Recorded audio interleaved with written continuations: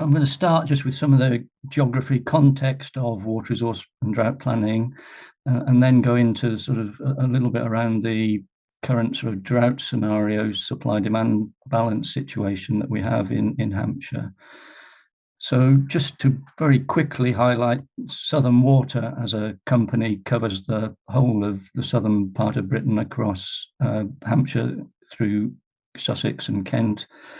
The light blue areas being the areas that we supply water in, and the green areas we provide the sewerage services, but not the water supply. The water supply provided by another water company, for example, Portsmouth Water. But if we focus on Hampshire and the Isle of Wight, that red boundary map that you can see there, slightly crudely drawn, but that's a representation of the 6 Hampshire water resource supply areas or water resource planning zones. And then the Isle of Wight makes a 7th, and together with the Isle of Wight, the 6 Hampshire zones make what we call our western area of water supply. Within those 6 supply areas in Hampshire, there are some small inter-area connecting mains where we can transfer water from one to the other to a degree, but they are very limited. You can see them on the chart at the bottom here in terms of their approximate locations. The largest ones are in this table. So from Southampton West zone to, if you can see my cursor moving to Southampton East, we have a transfer capacity that we can use.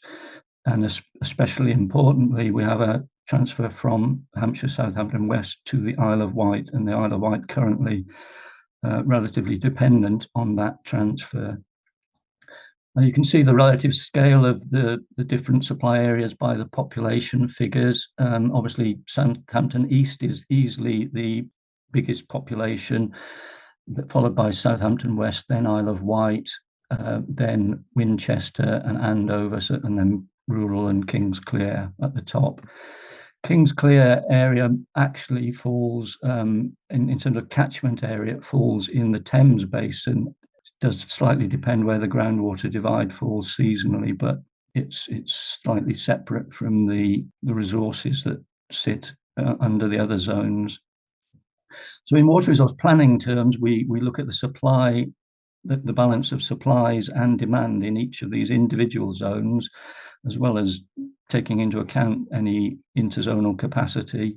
And in water resource planning terms, we're trying to establish a plan that meets the demand of the zones, looking ahead at least 25 years. Southern Water's plan looks ahead 50 years. Obviously, forecasts get quite speculative the further ahead you look, but we obviously put a lot of effort into trying to make the forecast as accurate as possible. And we are allowed to take into account uncertainties in forecasting in a headroom allowance, which gets added to the demand in the supply-demand balance.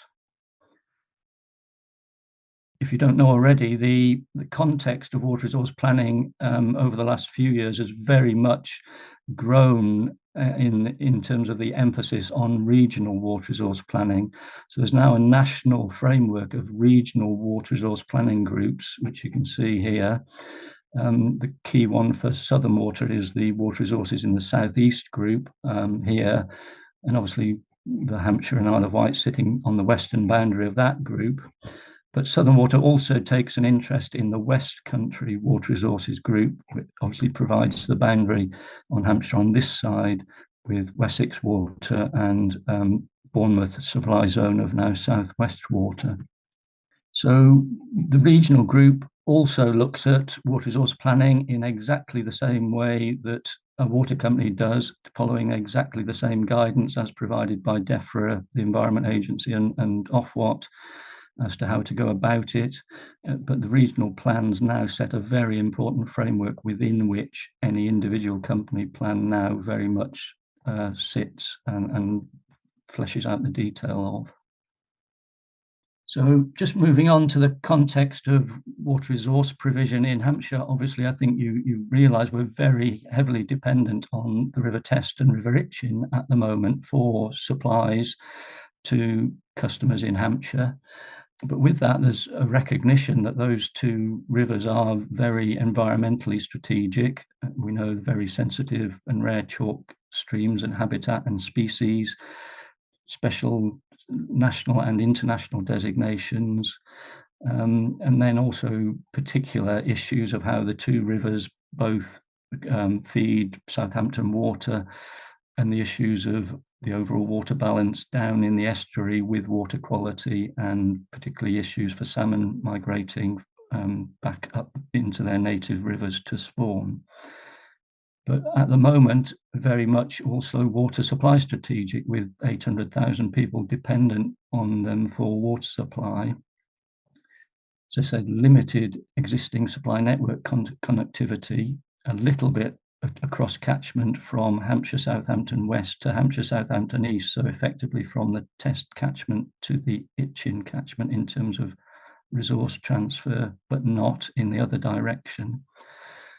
But hopefully the investment plan that Sam's going to tell you about will improve that system enormously in terms of improved network connectivity. That's certainly part of the plan.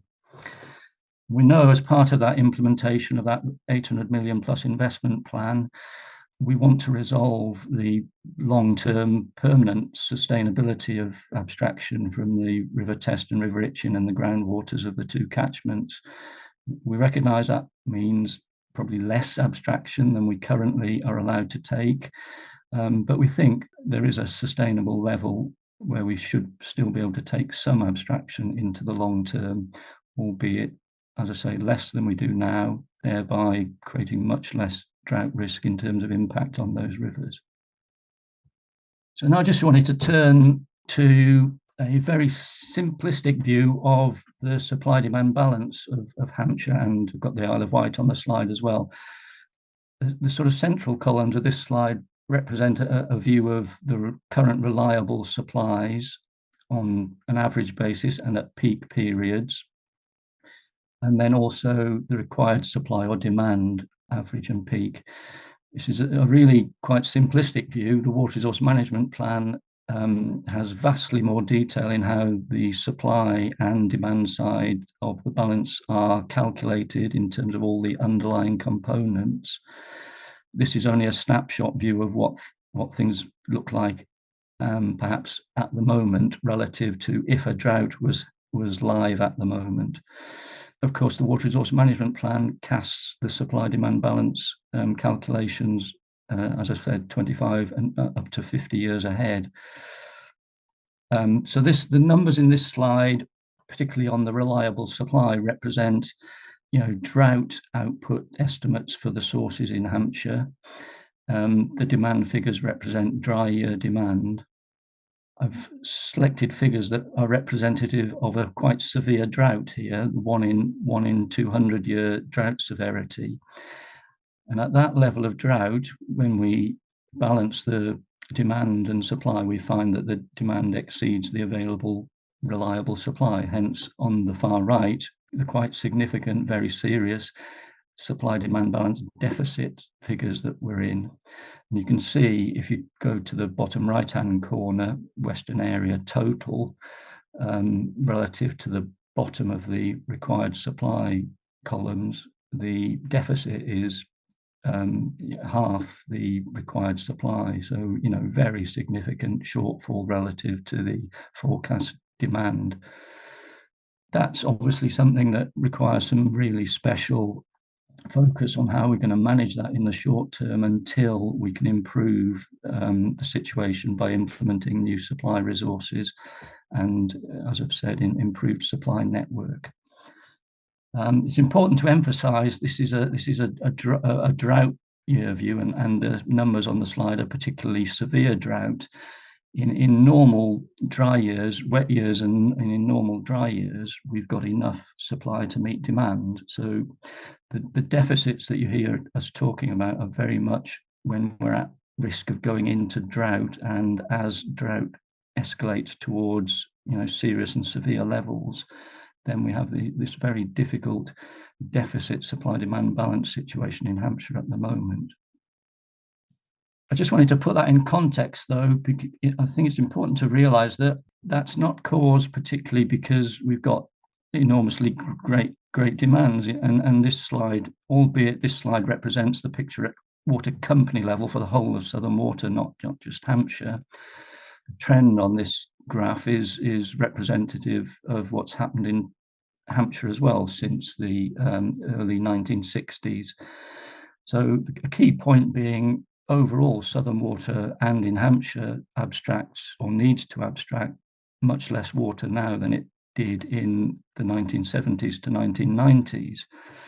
That's because there's been serious progress on leakage reduction and water efficiency, not least via implementing household metering to the point where metering is nearly best part of 100% now. Those measures since the early 90s have achieved very significant reduction in what was demand, and hence abstraction requirements from the river are much less than they used to be.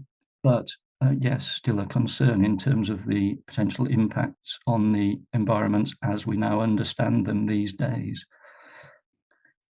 What has caused the deficits, in that these deficits have arisen very abruptly, basically since March 2019, when, for sustainable abstraction reasons of protecting the river, permanent changes to Southern Water's abstraction licenses were made to keep the surface water abstraction license on the River Test, and to 3 licenses that affect the River Itchen, 1 surface water abstraction, but also groundwater abstractions at Otterbourne and Twyford, which are close enough to the river to be effectively fairly direct impacts on the River Itchen, as well as the surface water abstraction at Otterbourne. There was some tightening of the daily amounts that we can take, particularly from the River Test, and some tightening via introduction of new aggregate limits on the River Itchen across those 3 licenses. But the biggest new restriction was the imposition of much stricter hands-off flow on the River Test. A flow of 355 megalitres a day now requires us to stop abstracting from the River Test surface water abstraction site according to the abstraction licence. The river flow that used to do that was only 90 megalitres a day. And on the River Itchen, where there was previously, believe it or not, no restriction according to river flow, restriction was introduced from March 2019 onwards, and that's 198 megalitres a day. So if the flow falls to that, we have to stop abstracting. We can overcome those license changes with new resource and supply provision through the investment plan that Sam's going to tell you about. But until that is implemented, those license restrictions cause the risk of supply-demand balance deficit during droughts if they develop. Obviously, fundamental to the water resource management plan is what drought do you consider as the one that you should base your supply-demand balance water resource management plan investment on. Historically, that was done by looking for the worst event that you could find in the historical data record. But more recently, the National Water Resource Planning and Drought Planning Guidance issued by the Environment Agency has significantly improved upon that by recognising that more severe droughts need to be taken into account.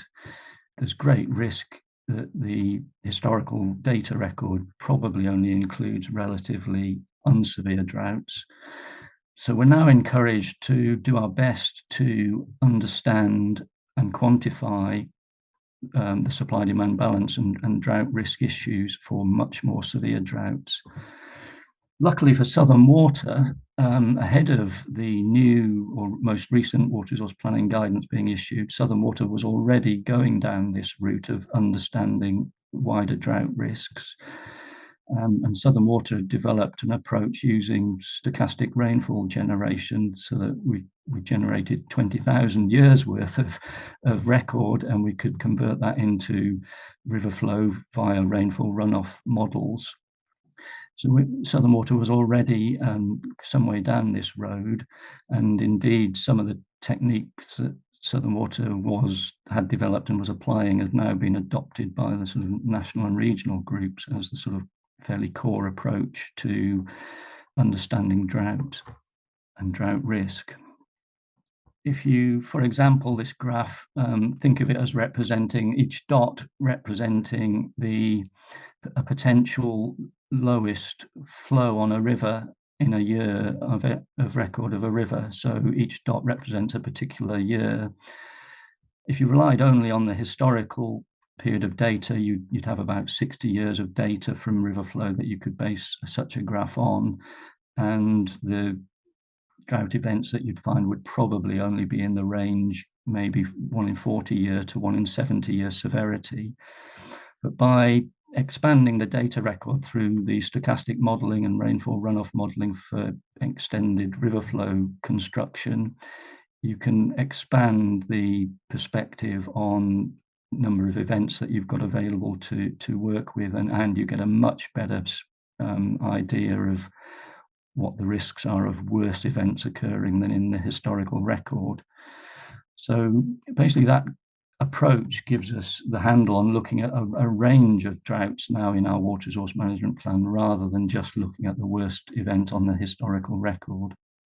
And hence it opens the way forward to accommodating a view of how we plan for even a very severe event like a 1 in 500 year severity drought. As I've said, the current deficit problem that we face in Hampshire, if a serious drought develops, leads us to have a particularly and quite enhanced focus on the risk and need for drought permits and drought orders that will allow us to continuing abstraction at least sufficiently to maintain essential supplies to customers. It falls to these 5 particular drought permits or drought orders for abstraction. The one you've probably may have heard us talk about a lot is the River Test Drought Permit.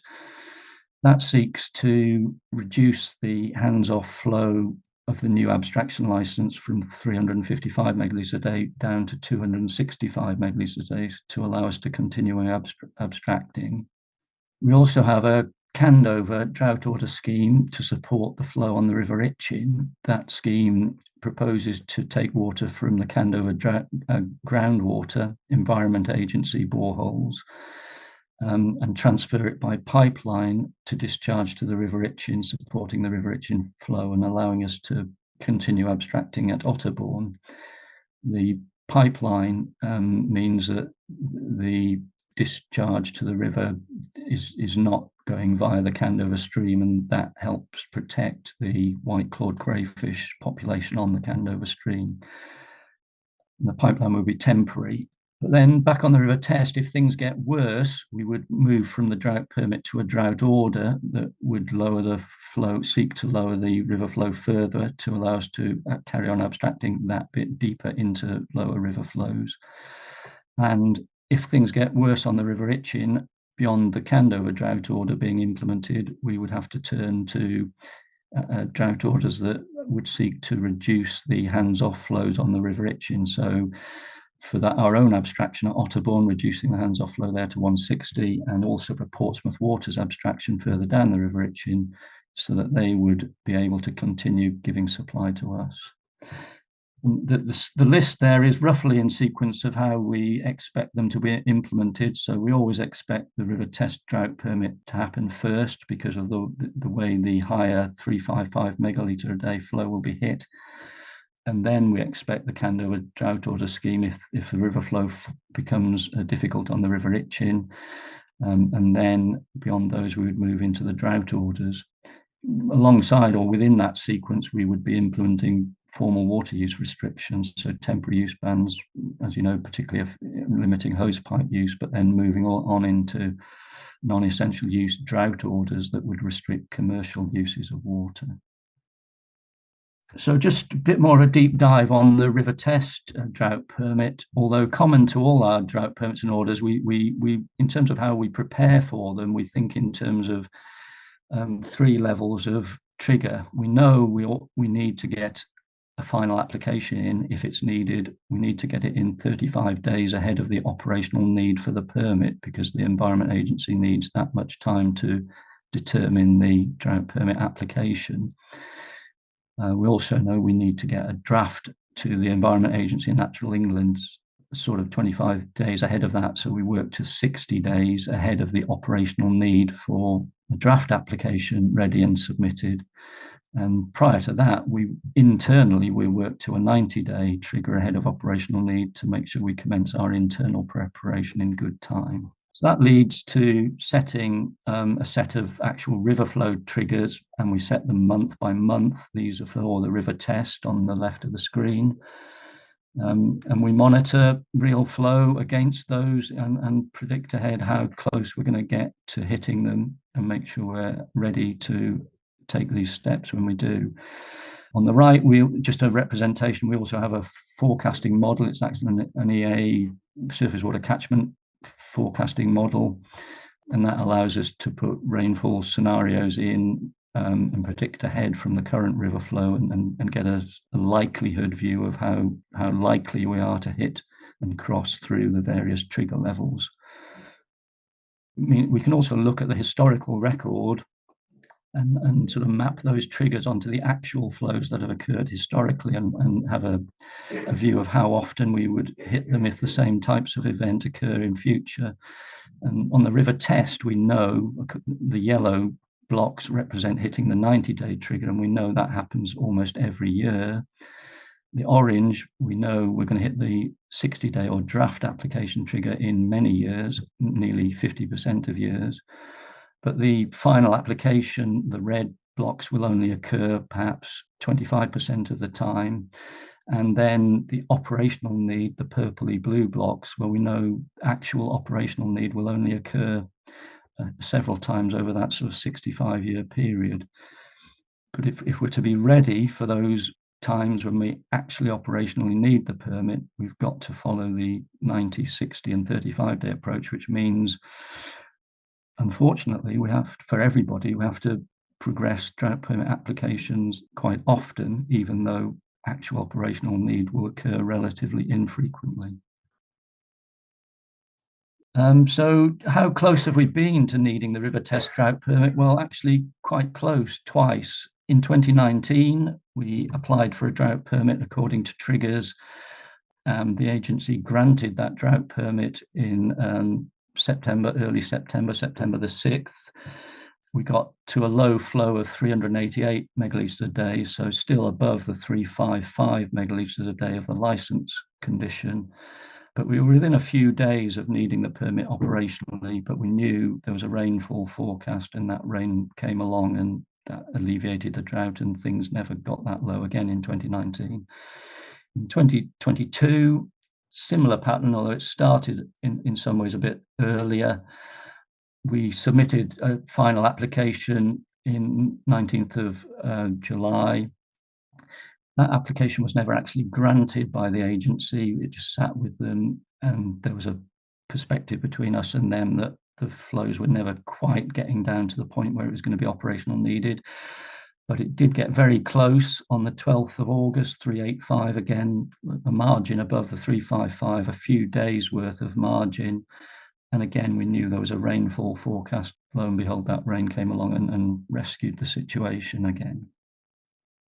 I'm moving on to the Candover drought order now, just a little bit more detail on it because it's the next one in the sequence, and I think there was a request that we did say a little bit more about this one. The particular role of this one is that it helps us delay the need for the lower Itchen drought orders, and those being considered to have much more serious environmental impact more directly on the River Itchen special area of conservation. If we have to go for the lower Itchen drought orders, we have to lower the flow on the lower River Itchen and abstract to lower flow than the abstraction license allows us to do. If we can implement the Candover drought order before it, that delays the need to do that and possibly avoids the need to do that in some droughts. The Candover drought order is not without some impacts. Obviously, we are taking groundwater from the upper part of the catchment, but our modelling shows that relative to the impacts of the drought itself, the impacts of the drought order are marginal. A fully implemented drought order will cause a delay to the recovery of the groundwater, but in most cases that appears to be, from modelling, a matter of delay, a few weeks delay in groundwater recovery, not anything more serious, albeit all impacts we desire to avoid them, of course, if we can. There's a current planning application with the local authority for the pipeline element of this scheme. We have to build a pipeline as facilitating infrastructure, but building the pipeline or having planning permission to build the pipeline does not give us the drought order. We still have to apply to the Secretary of State for a drought order, and only if that drought order is granted would the scheme be operated. And we only intend this scheme being necessary until 2030, because the Water for Life Hampshire investment solutions should by then have implemented enough new resource and supply connectivity to avoid the need for the drought orders as they currently exist. That's just a map showing the pipeline route from the boreholes in the upper catchment discharging down to the River Itchen via the Test Valley Trout Fish Farm existing discharge outfall. Water resource management plans and drought plan are updated every 5 years. Our current plans still are published 2019 plan for water resource management, but the draft 2024 water resource management plan is under sort of final stages. We did consult on a draft in end of 2022 into 2023. Due to some revisions of scheme implementation time, we're going to be reconsulting on that, but we hope to be able to publish our final plan sort of on schedule in May, June 2024. The regional water resource management plan that provides a framework for that has also already gone through consultation on draft, and the regional group, Water Resources in the South East, expect to be publishing their final plan later in 2023. Drought plan wise, again, we're slightly delayed on publishing our 2022 drought plan. That was in part to try, well, in both cases, to try and take account of lessons learned from the 2022 drought, so potentially update our triggers, although in the end we've decided that the triggers can be reviewed on an annual basis, and that's not particularly a reason to delay updating the drought plan. But there are also some environmental assessment issues connected with the River Test Drought Permit application in 2022 that need to be run through into a final version of the 2022 drought plan. So we're working on that at the moment, and we expect to be able to publish our so-called 2022 drought plan in September, October 2023. Now we're moving on to Sam to tell you a little bit more about the permanent improvement in supply-demand balance, resource and supply network that we're implementing in Hampshire. Hi folks, I'm Sam Underwood. I'm Southern Water Stakeholder Lead for Water for Life Hampshire. So as we know, and you folks, living and working and enjoying in and around the Test and the Itchen know that the UK is home to something like 85% of the world's chalk streams, rivers fed by underground chalk sources, and we've got two of the finest examples in Hampshire, the Test and the Itchen. You can see the Test on the left there, and the Itchen on the right. That helps me remember which is which in these lovely pictures, although I'm sure some of you could spot those anyway a mile off.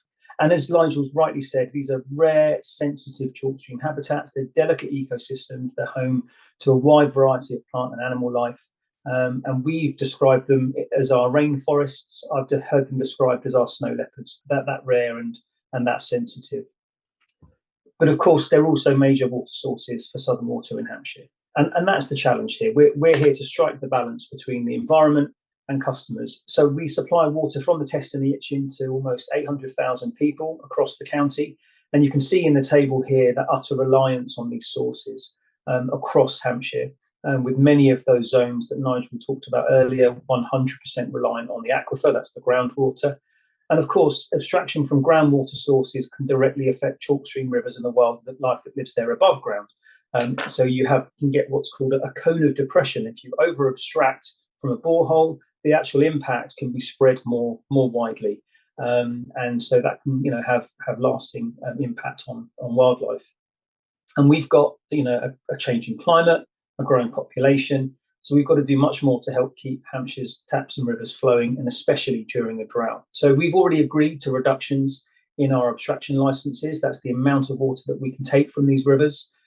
So cast your minds back if you were here or thereabouts in 2018, the public inquiry into our abstraction license reductions, where we had to object to the immediate imposition of those abstraction license reductions. We fully supported the need for reduced abstraction, but to do so with immediate effect, as the Environment Agency was asking us at the time, would have put us into what's called voluntary deficit. So we wouldn't have had the water available to serve our customers during a drought should a drought arise. So we had to say, no, we're sorry, but we can't do this with immediate effect. We need new sources of water, because we're expecting further abstraction license reductions as well. And that means our shortfall could be up to 192 million litres of water a day during a 1 in 200 year drought by 2030. So 192 million litres of water a day that can't be taken from the sources that we already operate in Hampshire. So what can we do? So we've got Water for Life Hampshire. This is our holistic approach to this pressure from abstraction license reductions and the growing pressures of climate change and a growing population as well. It's going to revolutionise the way we treat supply source, treat, supply water across the county. There's a huge array or a number of different schemes that are involved. So you'll see Target 100 there, front and centre. That's our water efficiency target. This is to help customers reduce their water use to 100 litres per person per day or less. But firmly, we're of the view that we need to get our own house in order before we can start telling people to turn the tap off when they brush their teeth. So we're hard at work to reduce leakage. Leakage, big challenge for the industry across the country. We're one of the better performing companies for leakage, and we're reducing it further by 15% by 2025, 40% by 2040, and 50% by 2050. Now, even to me, 2050 seems a long way away. But when you think we have a network of 14,000 kilometres of water mains, then leaks are underground, they're out of sight, they're very hard to find and fix.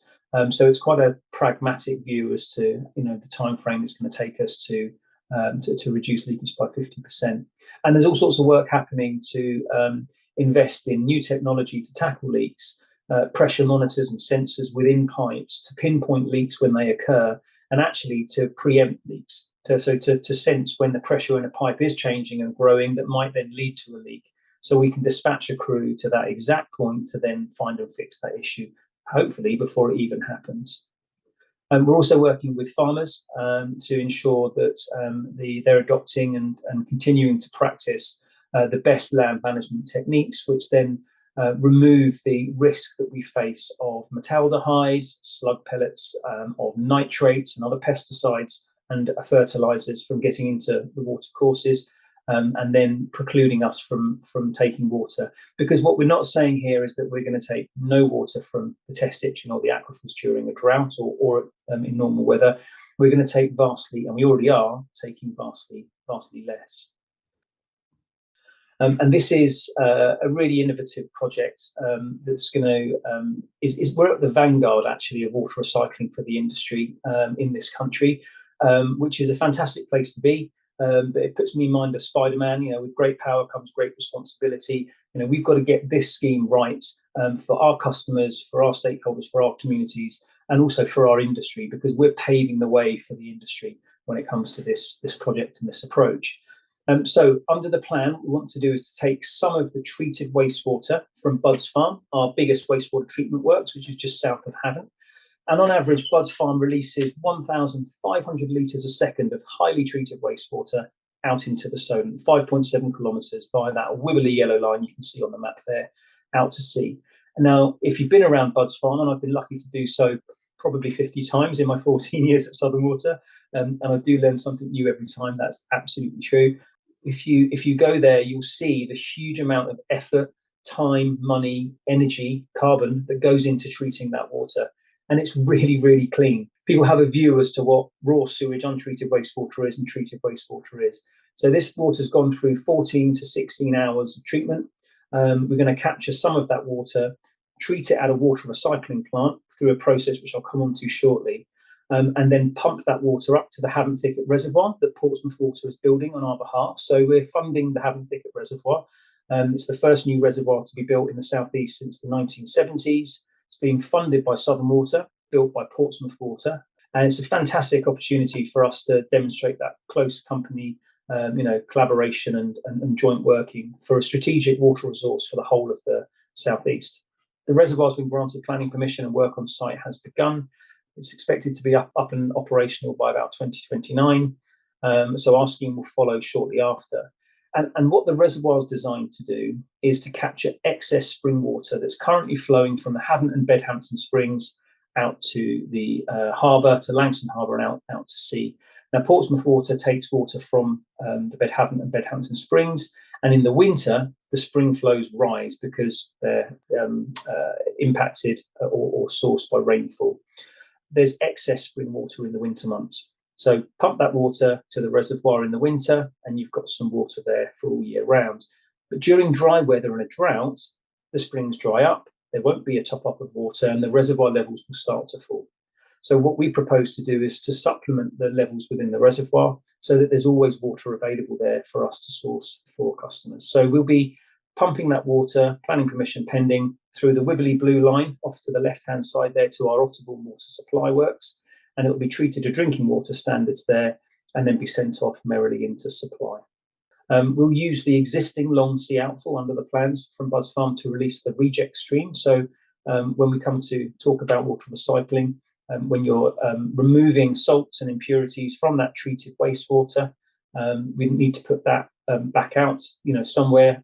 So it will go back out to sea where it already would have gone as treated wastewater already. And we're delivering this project as quickly as possible. We think we're going to be able to deliver it by the early 2030s.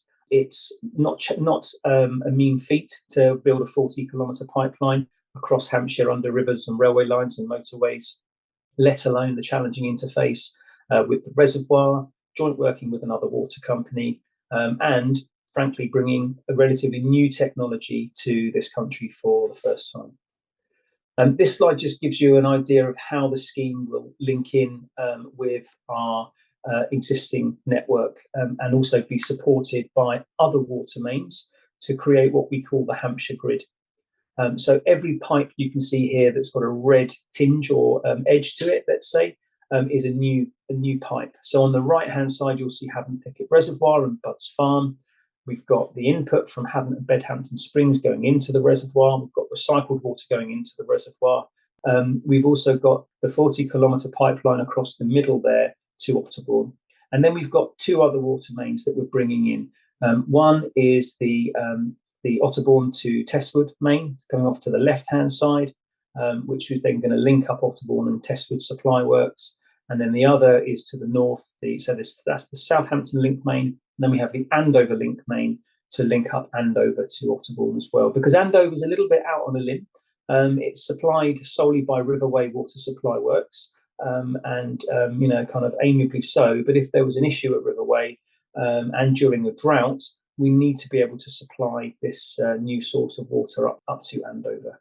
So we're bringing in new source of supply there. And the eagle-eyed among you will see down at the south on the north coast of the Isle of Wight, a second water recycling plant proposed for Sandown, which would take some treated wastewater from Sandown wastewater treatment works, put that into the River Yar for further abstraction downstream, that then allows us to take essentially more water from that river during a drought. And that will help the island to be more reliant. It's around a third of the water for the Isle of Wight comes from the River Test at Testwood. So we've animated this on our website, and so you can have a look at our water recycling web pages and see this in action with a voiceover. But it gives you an idea of the stages of water recycling that we propose to use. Now, water recycling is widely used around the world, and in the States they've been doing it for more than 40 years. They've been using it we as a species use it in mainly hot, arid, dry countries. So the Middle East, Australia, Singapore, and parts of California and elsewhere in America. Now, this is where it jars slightly when you're in rainy old Blighty, and we haven't had the best of summers weather-wise, but it's been good for water resources, that's for sure. And so we find ourselves in the position, though, where we've less water available from the environment than we did previously. And we need, frankly, new technology to come on board and to pick up the slack where the environment has previously. So this is where water recycling comes in. And it uses advanced treatment techniques to turn treated wastewater into highly purified water that can be used as a source for supply. So the membranes that it uses, very similar process to desalination. It uses reverse osmosis, where the perforations in the membranes are more than 50,000 times narrower than the width of a human hair. Fascinatingly small. It removes dissolved salts and impurities from the water, but it also removes the good stuff. So we use treated water conditioning to add back in the minerals, calcium, magnesium you'll see listed there, that are all beneficial for us and our bodies, before that water would be then passed forward to what's called colloquially as an environmental buffer. In this instance, it's the Havant Thicket Reservoir. The reject stream we've discussed, these are the impurities that are removed that were already in the treated wastewater that was released to the environment from Bud's farm. They will be removed and cleaned, processed, and then that reject water will go out through the long sea outfall out into the solent. And the water from the reservoir, which is a mix of spring water and recycled water, would go from the reservoir to water supply works to be treated to drinking water standards before it's sent into supply. So what this process does is basically speed up the natural water cycle. If you think about the percolation through aquifers that occurs for groundwater sources, this is your reverse osmosis. If you think about the UV exposure and treatment, this is what sunlight will do to treat water. I've mentioned the need for technology to pick up the slack and support the environment. The questions we always face are that this is carbon heavy, this is industrial, this is unnecessary. And it's always great when people say, you should build more reservoirs. Well, we are. We're building one with Portsmouth Water. We should tackle leakage. Well, we are. Well, you should improve water efficiency. Well, we are. And in fact, we need all of these things, every single one of these tools in our toolbox, and water recycling as the biggest single source. And the brilliant thing about water recycling is, compared to desalination, it's actually really not energy intensive at all. So, and it's much more efficient and sustainable. So water recycling produces roughly twice as much water as desalination for 1/10 of the energy. And that's because the source water is much, much cleaner than seawater. And so you need lower pressure to put it through the reverse osmosis membranes. So for every 100 litres of water that you put into a desalination plant, you get around 40 litres out as clean water, and about 60 litres goes off to the reject stream. In a water recycling plant, you get 80 litres of water, so 80% return and 20% through the reject stream. So twice as much water for 1/10 of the energy. And we're one of 6 water companies with water recycling plants in our water resources management plans. And we've got 4 currently across our region. The Havant scheme, Isle of Wight, one in Ford at Sussex, and another one in Aylesford in Kent. So we've been talking far and wide with people about our plans. We held a 6-week consultation last summer, which I'm sure many of you took part in. We were really pleased to be able to do some face-to-face engagement, because our previous desalination consultation was all online because of COVID. And we had some really good feedback. We had almost 10,000 or more than 9,000 people visit the consultation web pages, 6 drop-in sessions, nearly 900 people attending those. Webinars, not so well attended, but 69 people took the time to join us, which was great, and 571 consultation responses.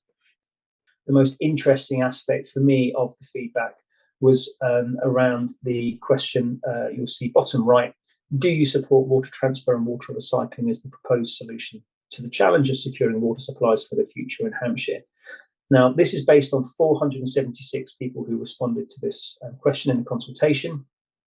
The majority of respondents, when you look at the heat map we've produced, are from the Havant area, where there's strong support for the Havant Thicket Reservoir plans, and there's a perceived impact on water quality in the reservoir.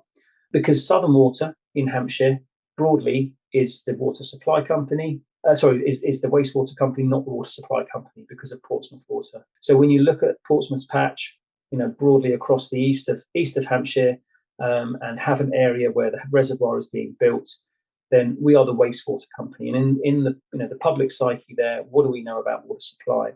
Talk to customers and stakeholders further to the west, in our western area. Of course, we're the water supply company. Of course, we know what we're doing. And so we were really interested to see 48% of people not supporting the proposals, but actually for me, it's 42% of people do support it. Now, people don't really generally write into consultations to say, or wave placards to say more of this is good. So we're really heartened to see that 42% of people responding took the time to register their views in support. And, you know, we are continuing to engage with Portsmouth Water to tackle the kind of entrenched views within Havant from some of the objectors there, and to address their concerns and to address this concern around the perceived impact of water quality to the reservoir. What we've demonstrated through sampling of the spring water and through a pilot plant that we've held, which I'm coming on to in a second, is that actually the recycled water will be cleaner across many and all parameters than the spring water itself. So let's take nitrates as an example. The nitrate levels within the spring water, 30 milligrams per litre. The nitrate levels within the recycled water, 0.1 milligrams per litre. And we all know nitrates cause algal blooms and eutrophication. So actually, we're in a position where we're confident to say that the more recycled water that goes into the reservoir, the less the chances are of algal blooms and eutrophication in the reservoir itself. We set up a water recycling pilot plant at Bud's Farm in Havant. You can see just in the back of the photos here a little marquee and a couple of shipping containers. It wasn't designed to be public facing. It was designed to be a very, rough and ready, but scientifically practicable assessment of the water recycling process with units housed in 2 shipping containers, so we could test the water quality coming out of Bud's Farm and the reverse osmosis and microfiltration filters and their efficacy of cleaning it up and removing impurities.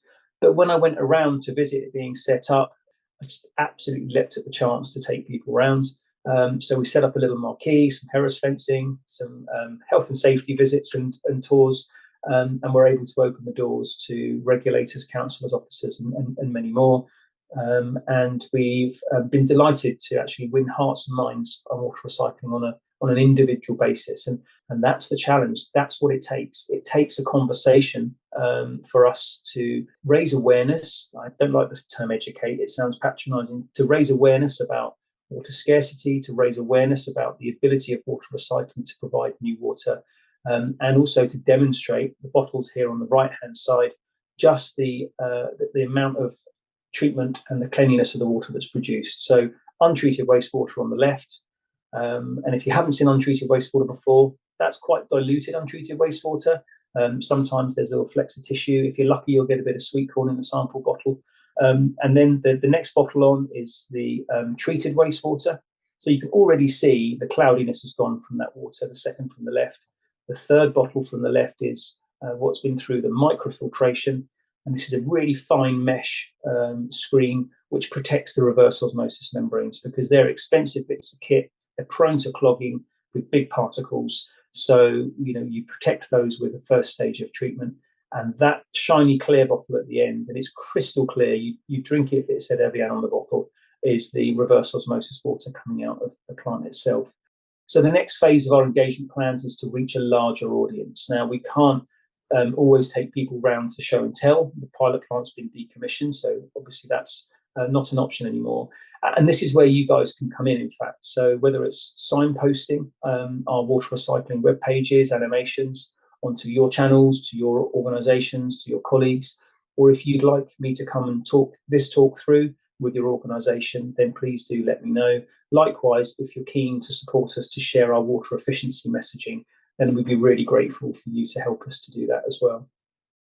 And this just gives you an idea of the next steps. So the project has been confirmed by DEFRA as of national significance. So it's a nationally significant infrastructure project. That means we'll follow a development consent order route through planning. We won't be taking the project through town and country planning.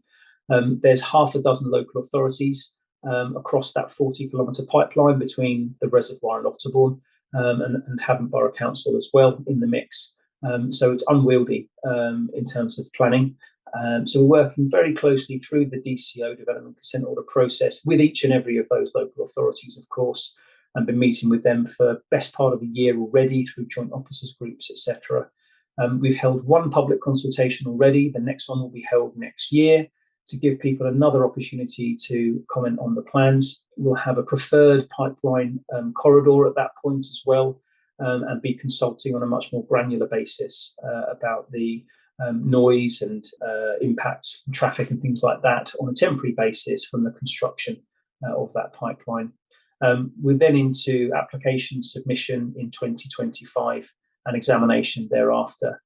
So with a fair wind, we'll have a spade in the ground in 2026.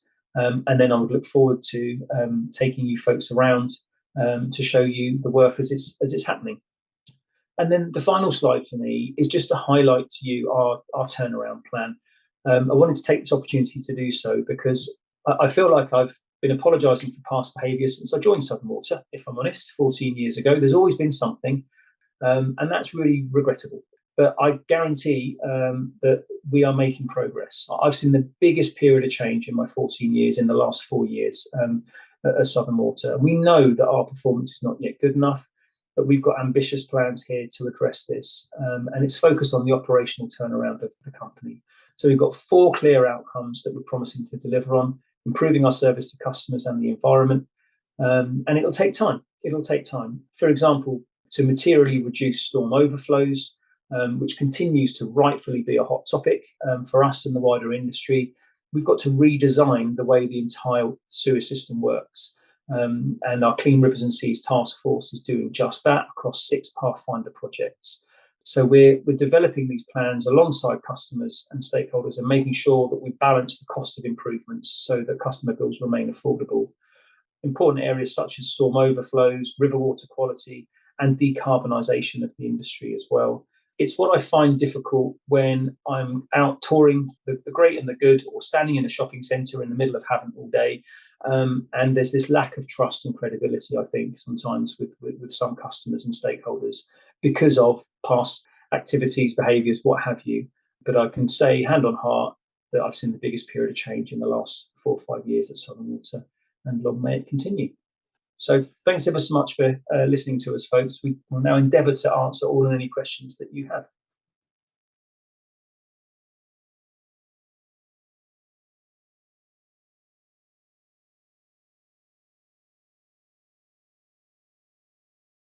So the storm overflows that we operate, they're like the overflow on your bath.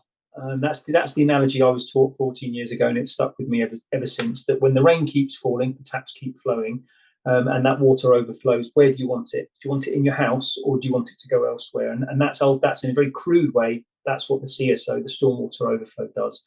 It takes that water elsewhere. Now, as a society, we've relied on these overflows since pre-privatisation for many, many years. And we're now coming to the realisation that actually this water is potentially having an impact environmentally, and we could do something better with that. So we've got a Clean Rivers and Seas Task Force, which I think I mentioned earlier, and they're tackling storm overflows proactively. I think when we were privatised, so privatisation was in 1989, we've invested something like £10 billion since privatisation in reducing storm overflows. And we've actually reduced the amount of wastewater overflows to the environment significantly. So it used to be 50% of the water that we received was fully treated. It's now 95%. So we're tackling now that extra 5% that's on the end. And it's all about prevention of surface water, rainwater getting into the wastewater pipes, the wastewater network. So we would want to separate surface water, rainwater away. So we're doing lots of community-based approaches with rain gardens, with planters, with water butts, etc., doing projects with schools and community groups so that they can, some of them get grants from us or can do it themselves to put this kit in that then slows the flow and separates that rainwater from getting into the pipes as well.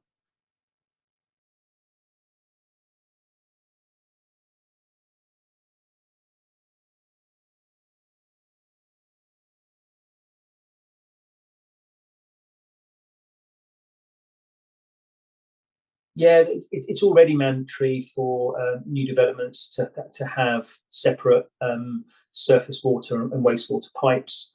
The majority of our housing stock predates that legislation. So you're into the realms of retrofitting, which is when it gets tricky. But yeah, any legislation and extra support for customers, and communities to be able to do that work and support, then the better, really.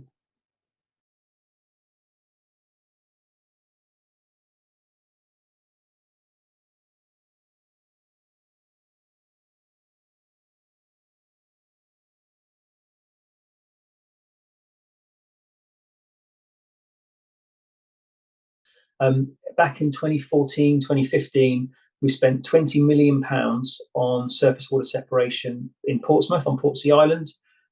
So we had 6 locations around the city where surface water pipes would enter the wastewater pipe, and we diverted then that water off to the harbour or to the sea, because it's essentially rainwater. It's water from roofs and roads, and that system is capable of removing up to 6,000 litres a second of water from the network, and it reduced the burden on the wastewater network by a third.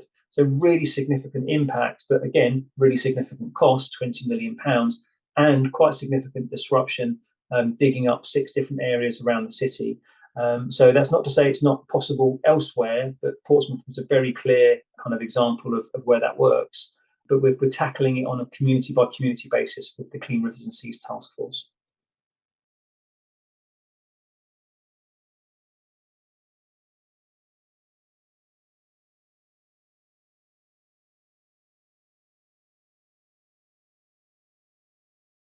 We have telemetry, event and duration monitoring, telemetry that will alert to releases.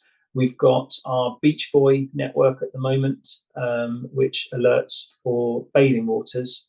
We are putting in telemetry on all of our overflows. We've got one of the highest, in fact, the highest, I'm sure, level of self-reporting to the Environment Agency, and the highest level of monitors out there in the network as well. I don't think, unless Nigel corrects me, that we've got all of those bits of kit set up to alert the public to overflows, but I think that's where we're moving towards, especially when we've got people bathing in rivers, canoeing and swimming and fishing and so on. We're really about being open and transparent with our data, which we haven't always been in the past.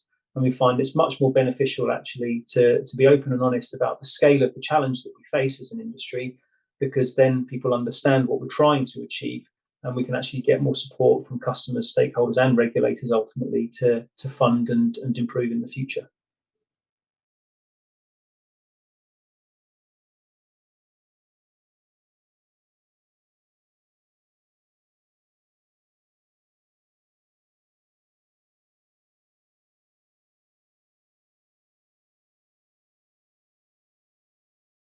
Potentially, yes. I think what that relies upon, and Beach Boy is far from perfect. It goes wrong, telemetry misfires, or there's an issue, or what have you, and then there's a notification about a release when there hasn't been a release. And of course, even a notification doesn't suggest that the water quality is impacted adversely, just that there's been a release. So it's kind of fraught with complexity, of course, which is part of the challenge. But again, if that's what customers and stakeholders would like, then that's something that we can look to provide in the future.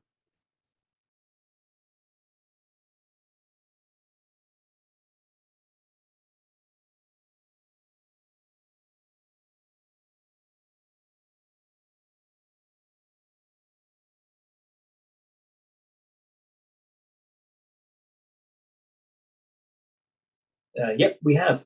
I've asked government about them. In fact, I've written consultation responses on Southern Water's behalf, as have colleagues. We've done huge amounts of work on our Paying the Drain, on Flushables campaign, loads of education and awareness raising locally. I stole the phrase 3Ps from an American water company about 12 years ago with their permission, and brought that over here. So pleased to see the 3Ps, pee, poo and paper, the only things you should flush, messaging working over here. Absolutely, they're an absolute menace. They're a pain in the drain, as we say, because wipes clog pipes. When you see a blockage caused by wipes, sanitary products, it absolutely congeals with fat in the sewer as well, sets hard like concrete. And customers' pipes are around 10 centimetres diameter, so much, much narrower than you think with domestic pipes. And so our messaging has been shifting slightly towards actually this can be impacting you in your home, so people are less likely to kind of flush and forget. And we have teams who go out proactively to communities, especially where there are hotspots of blockages, and they do community events, roadshow events to raise awareness as well. Yeah, there are some manufacturers that have redesigned wipes to say that they are biodegradable. Well, that just makes the problem worse, frankly, because yes, they're a pain for us, but we can remove them. If they're biodegradable, they're breaking down to smaller and smaller pieces of plastic that will then find their way out into the environment. So really, plastic's a wonder material that's been terribly used. Says the man with plastic glasses, driving a semi-plastic car. It's really robust, but it shouldn't be used for disposable items.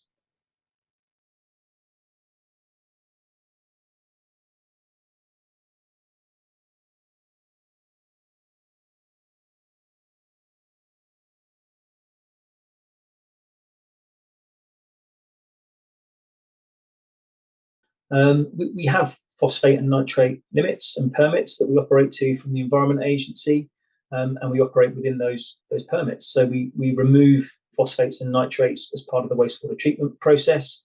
We meet the permits that are required of us by the Environment Agency. In the Solent, Budds Farm, Chichester Harbour, etc., Langston Harbour area, and across the Solent, all of our wastewater treatment works are actually beating their permits for nitrates. So we're actually outperforming those permits. And the challenge for the industry is that when you have an environmental permit, you invest to meet and tackle that permit. We're running kits so efficiently that we're beating that permit, but you can't then fund to greatly improve upon that permit. You're funded to meet a permit ultimately. So what it takes is either a change in legislation or other guidance from the regulators, mainly following pressure from customers and stakeholders to further improve, because it costs money to do that, and the money comes from customers' bills. You're chasing diminishing returns as well, and actually the amount of kit you've got to put in and treatment processes, the energy use and so on, actually to tackle nitrates and phosphates from wastewater treatment would be better off spent on land management techniques. So when I joined Southern Water, I'll say it again, 14 years ago, we had a handful of people kind of who were overtly working in catchment work. We've probably got 30, 40 plus people now, more, I'm sure, whole dedicated teams who are purely working with farmers and farming clusters to help them and incentivize them to reduce phosphates, nitrates, etc., from diffuse pollution. And it's very easy, isn't it, to point the blame at the end of a pipe, because there's the pipe and you sample and there's the issue.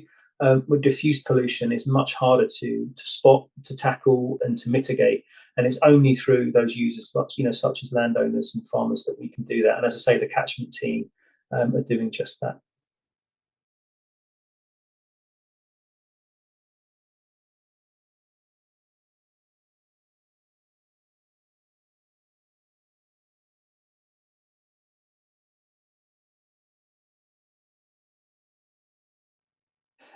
Yep, where the permits require them, we'll be investing in them. Absolutely. That's the nature of the regulated industry, is that we have the environmental permits from the Environment Agency, and we invest to meet those permits. So if there are any areas, and I'm not aware of any, where we're not meeting phosphate targets, then we would be looking at different measures, whether it's phosphate stripping or rebeds or other methods to remove phosphates from treated wastewater to reduce them.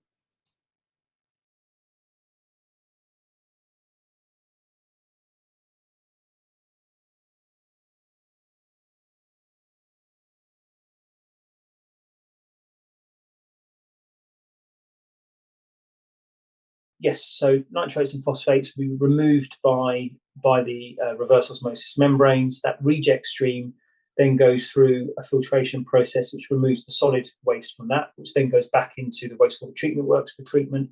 The water from that process then goes out to sea. What we might see, what we would see, I'm sure, would be a higher concentration of impurities going through the long sea outfall, but not an increase in overall load, if that makes sense, because these impurities were already in the treated wastewater, going through the long sea outfall, which we've taken some of that treated wastewater then to turn into recycled water.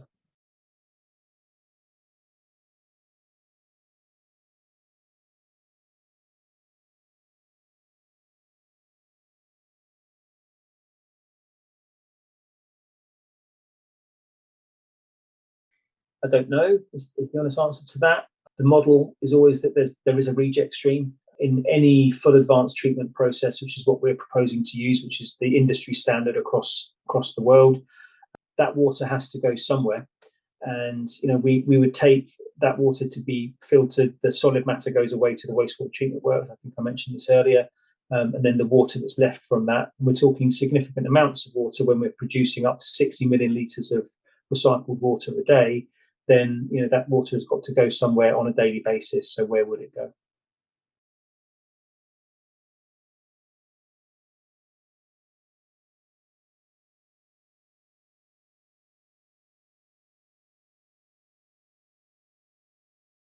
Yeah, so we'd be adding a small amount of chlorine, relatively, to the amount of water going in.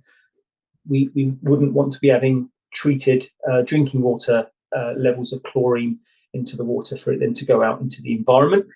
But it's a belt and braces approach, ultimately, to kill off any bacteria that may have made its way through the treatment processes in the water recycling plant.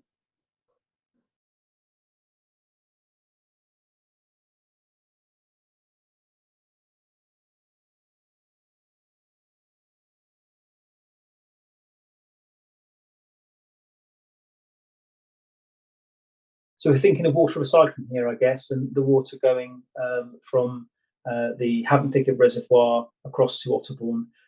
Frankly, any chemical content gets stripped out. Reverse osmosis is incredibly effective at removing everything but H2O, to the point that we have to remineralize and rebuffer that water thereafter to put the minerals back in. And it strips out individual chemicals. We're doing tests and studies at the moment on the emerging contaminants as well being removed. PFAS, we would have all read those articles and scientific studies about the fluorescent chemicals, in firefighters' kind of outfits, uniforms, and high-vis jackets and things like that. Getting into watercourses as well. We're stripping out chemicals ultimately. But of course, CSMG, Common Standards Monitoring Guidance, and other legislation, I'm sure, would be kicking in at this point. And if there was any change in, chemical balance or what have you, then that would be addressed within the remineralisation of the recycled water.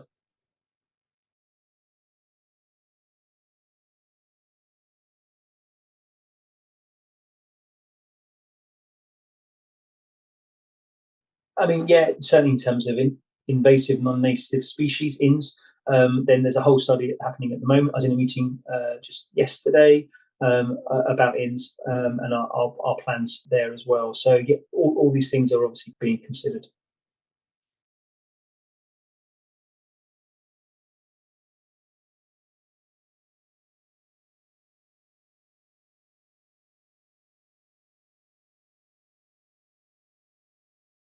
Yeah, absolutely. So it'll be part of the environmental impact assessment, which we'll be discussing at length in the next consultation. So if you look at the current consultation, and again, I'll send a link to send around after, Sophie, then you'll see we talk very clearly and openly there about invasive non-native species, about biodiversity net gain as well from the programs, and all sorts of other considerations that we're taking into account. Those get explored through the environmental impact assessment process that comes ahead of planning applications and consultations, and they'll be featured in full at the next consultation next year.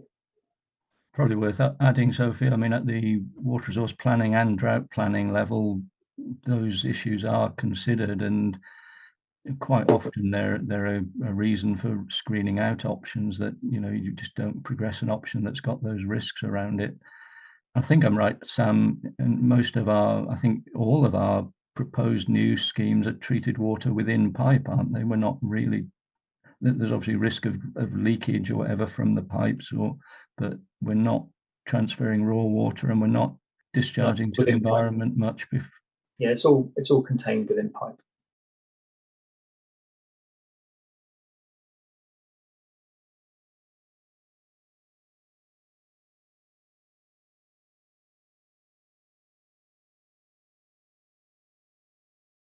for the test in Itchen sort of hydrological sort of data, we've got the maximum use of the actual river flow gauged records historically.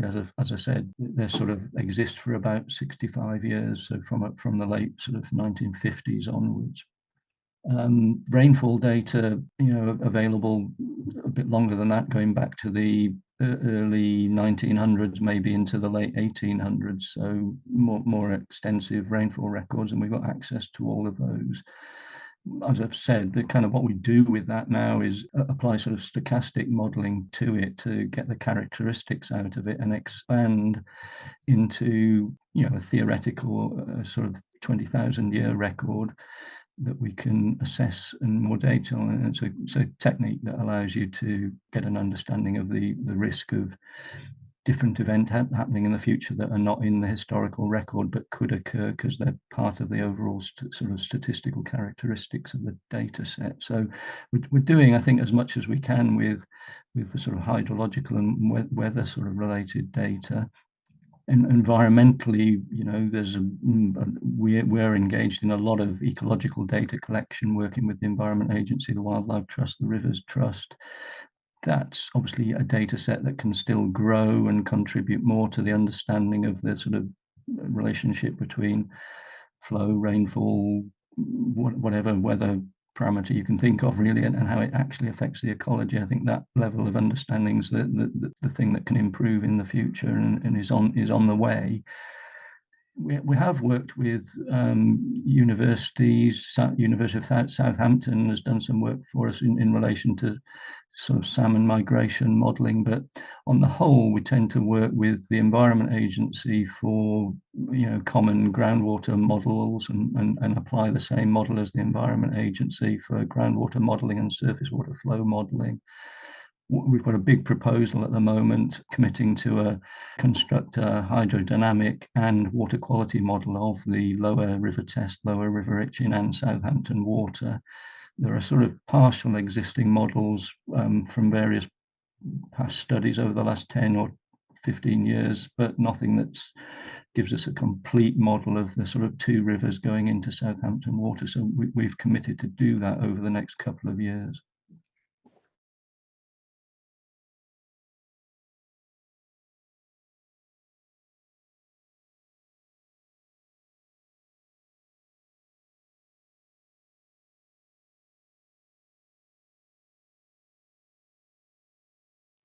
We've talked, both Nigel and I, around how climate change is part of the challenge here, and is compounding the deficit, the shortfall that we have in Hampshire for water sources. It's not the cause. It's a kind of exacerbating factor. The cause is the abstraction license reductions. That's the driver. Growing population and climate change are factors. So we're addressing climate change through the water resources, through the plans that we're developing, and the WRMP does that as well. And then on the wastewater side of the business, I know, for example, that any new sewer pipe that's put in is 20% larger than it needs to be to account for climate change and population growth in the future as well. So we actively future-proof the network, in that regard, when we're installing new equipment and new kit with capacity.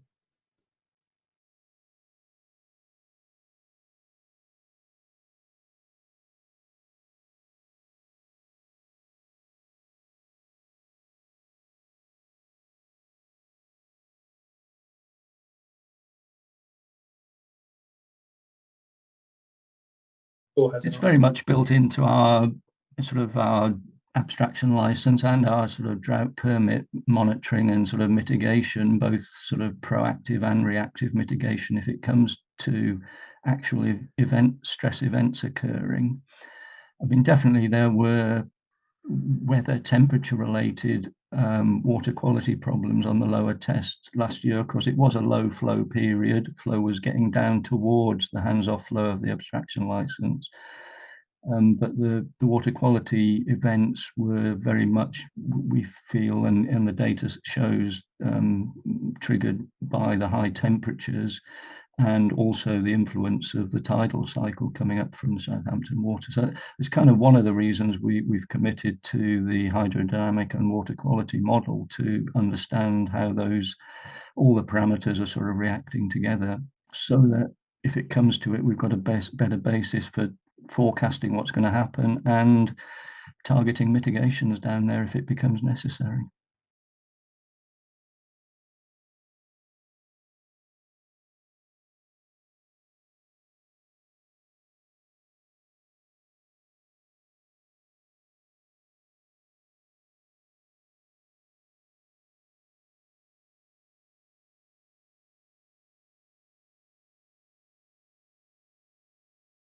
Mains are replaced on a rolling basis. We're obviously replacing as we go. We're replacing when they're required to be replaced as well.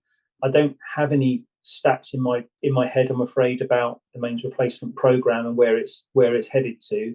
That's something that we'd have to come back to you on, I'm afraid.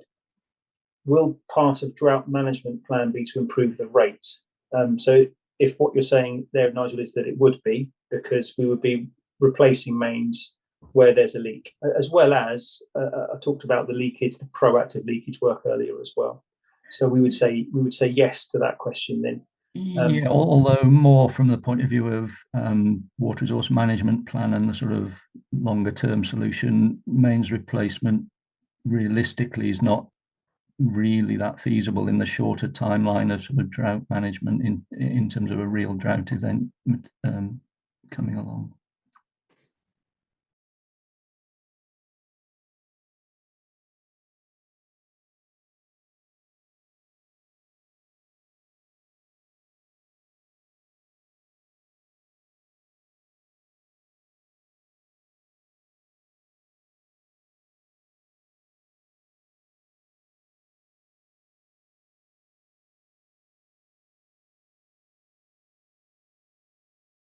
We have a legal obligation to firstly to connect any property and supply water and wastewater services to any property or business that requires it in our region. We can't refuse an application, and I'm not sure about what Fawley did in the last century in terms of where they source their water from.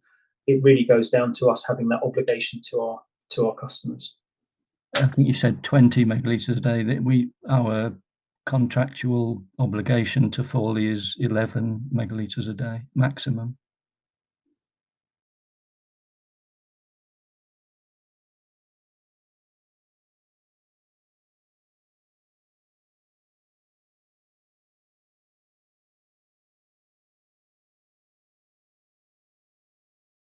Yeah, contract time, yes, and also another factor is the Environment Agency has also been involved, and I'm not sure particularly recently, but certainly within the last 5 years, the Environment Agency has done quite an extensive survey of their site in terms of inspection for water efficiency on the site, etc. So definitely all those things are looked at in terms of how much water they're asking for.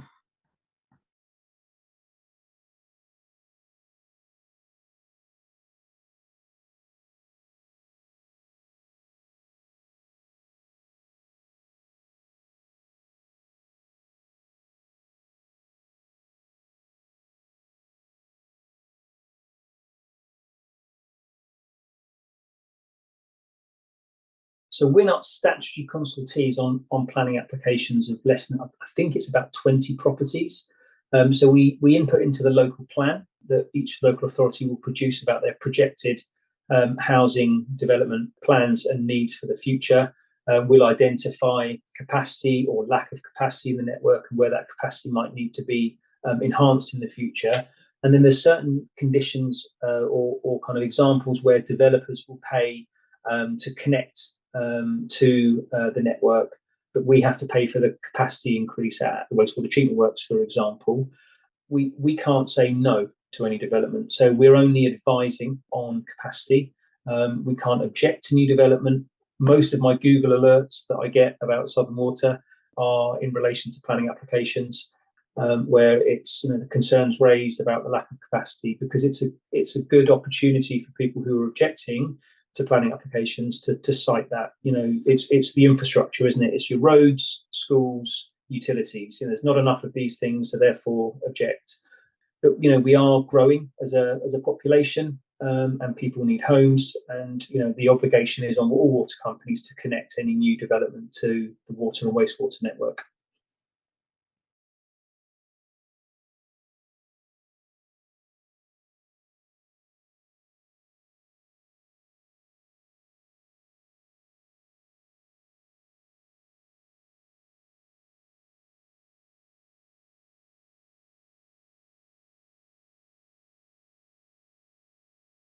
I think we're fairly confident Havant Thicket Reservoir itself will come online from 2030.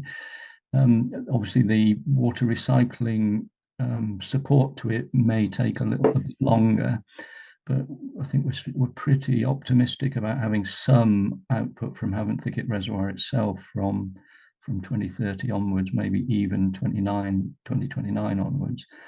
The other thing is the whole solution that Sam outlined, including the sort of network improvements, the pipe network improvements across Hampshire. All being well, those connectivity schemes are due to come online sooner, from sort of 2027 onwards. So those themselves help provide better resilience of the network to cover the drought risk to some extent, and offset the need for the Candover scheme. So it's not just about waiting for the full maximum strategic resource to come online. The other components of the Water for Life Hampshire investment scheme are important as well.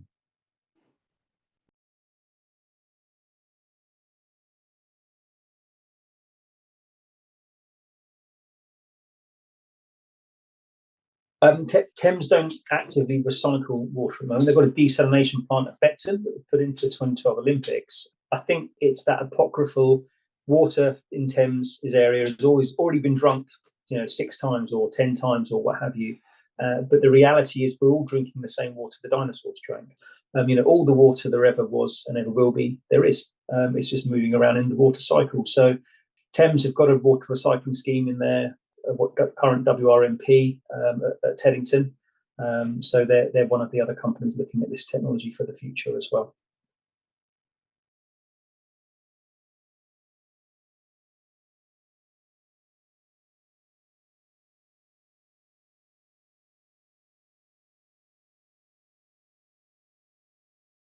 So pumping is our single biggest cost as a water company. 1,000 litres of water weighs a tonne, and we're moving it all around Kent, Sussex, Hampshire, and the Isle of Wight, water and wastewater.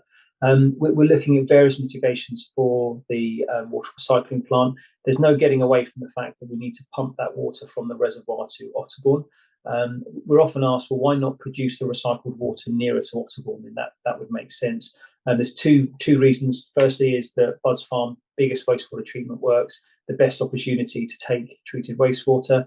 Proximity then from that treatment works to the reservoir and its storage capacity. It's going to be an 8.7 billion litre reservoir.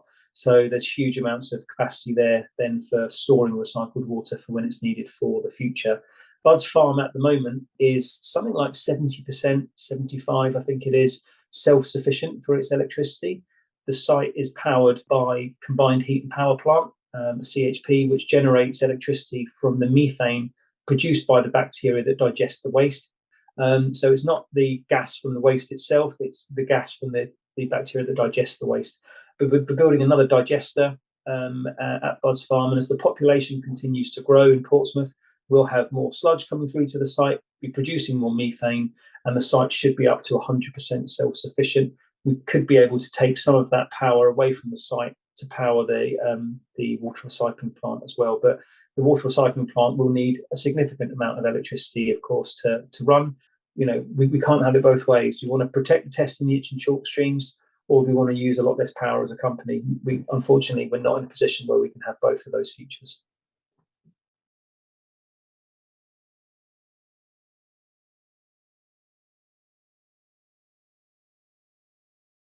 Well, this is the challenge. There is no plan B for water recycling. When I joined the Water for Life Hampshire team, we were working on a desalination plant. We very quickly got to grips with desalination. We consulted on desalination in 2021 and firmly told by the Environment Agency in Natural England that it wasn't consentable because of the designations in the solent, and that reject stream for desalination is far, far saltier. It's real brine than the reject stream for water recycling because of the saltiness of the source water being seawater. So we've got to find 192 million litres of water from a source that isn't the rivers, isn't the aquifers, and isn't the sea. There is no other source. We can only source big bulk of our deficit from the treated wastewater that we supply. But ultimately, the backup is drought permits and drought orders. It's a continued reliance on the environment. It's imperative that we do succeed in the water recycling plans.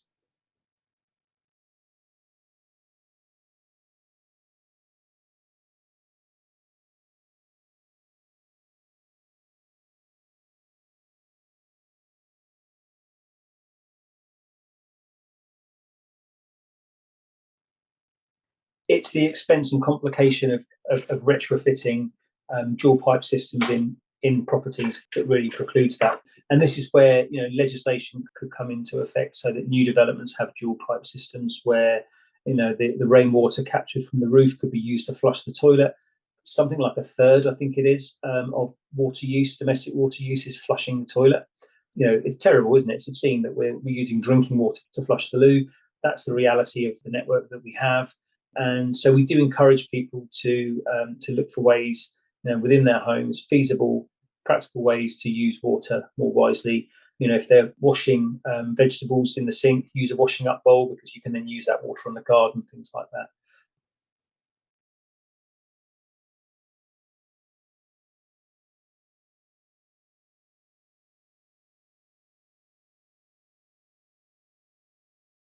That's a great idea. I think we probably steer people online, where we've got our Target 100 program with all sorts of assets and materials and posters and campaign bits and plans that people can follow to be more water efficient. But I think that's a really good idea.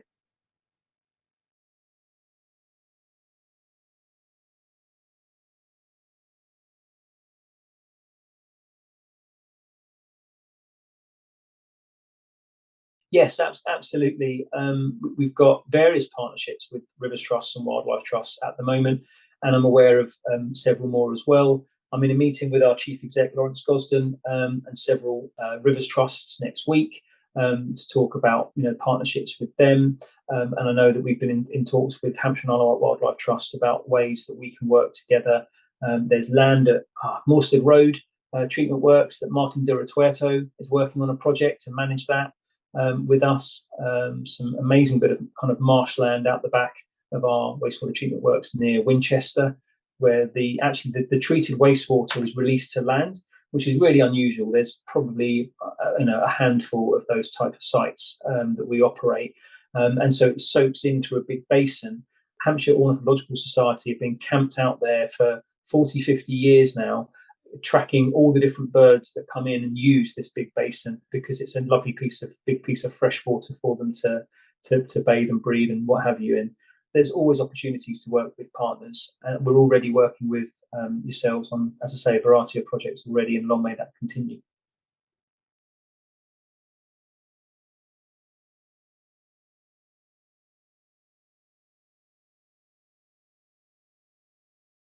I'm not personally aware of any plans for wetland creation.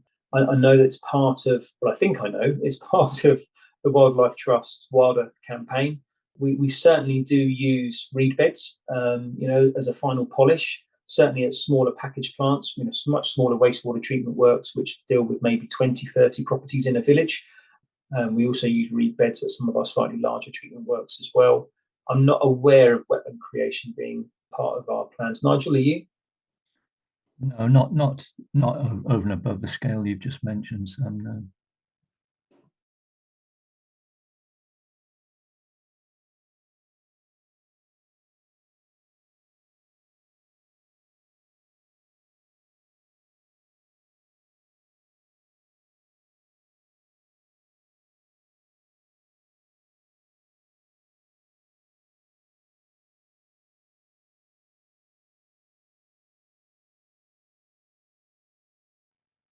Yeah, brilliant. But yeah, I mean, it's really up to the landowners, to who are operating, that land or looking after that land to decide what they deploy or who which creatures they deploy.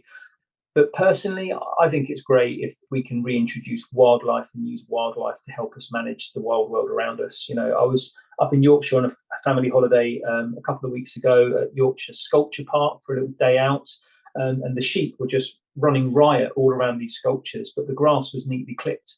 And if we had to wade through waist-high grass, or someone had to mow field after field after field in this place, it would have been a nightmare. So nature can really help to manage itself if we can help it, to thrive in these areas. So I'm pro beavers. I'm sure Nigel is as well, and Southern Water would welcome the introduction of any and all wild practices and wildlife to help us. Nigel, any thoughts on that? Yeah, I mean, obviously, they do seem to have quite wide benefits, don't they? Both for flood restraint and also potentially helping recharge and everything. So, but as you've said, Sam, I think in the end, it's certainly something only could go ahead with if a landowner really wants to do it.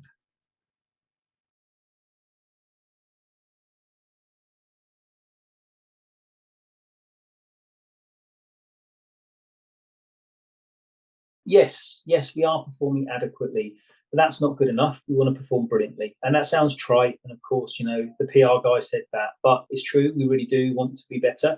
We're striving to be better. The turnaround plan will do just that operationally. Huge amounts of input of money, of resource, of colleagues that I've seen join the company in various strategic roles, new teams being set up. That we want to be much better at performing for the environment and for customers as well. So it's getting better. There's a lot of work to do, but we're working hard to achieve it.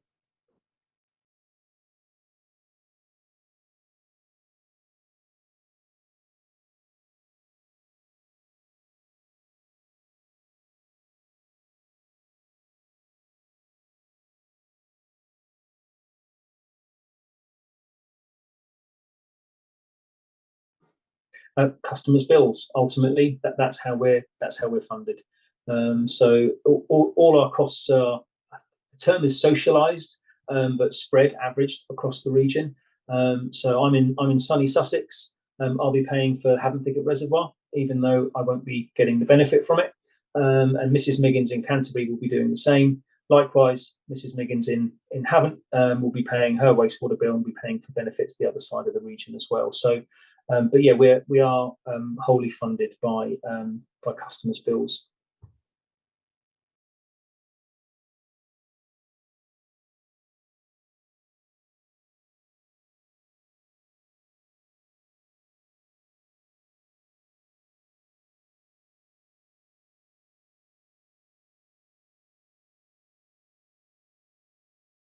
Well, what we're seeing at the moment is, not at the moment, but over recent years, let's say the last year or two, is actually a greater awareness, a greater environmental awareness. It's the blue planet factor. We had it with plastics, didn't we? With plastic bags and straws. People are being much more aware of their impact on the environment and our impact as a species, as a society, and species on the environment as well. And so people are clamoring for improvements, and that's a good thing. Yeah. But we've been funded, water companies, to meet the permits of the past. We're now tightening those permits, changing those permits, or trying to add value for the future. That takes finances to do that. So it's not that customers are paying twice; it's that they're paying now for an improved service in the future that we all recognise is the right thing to do.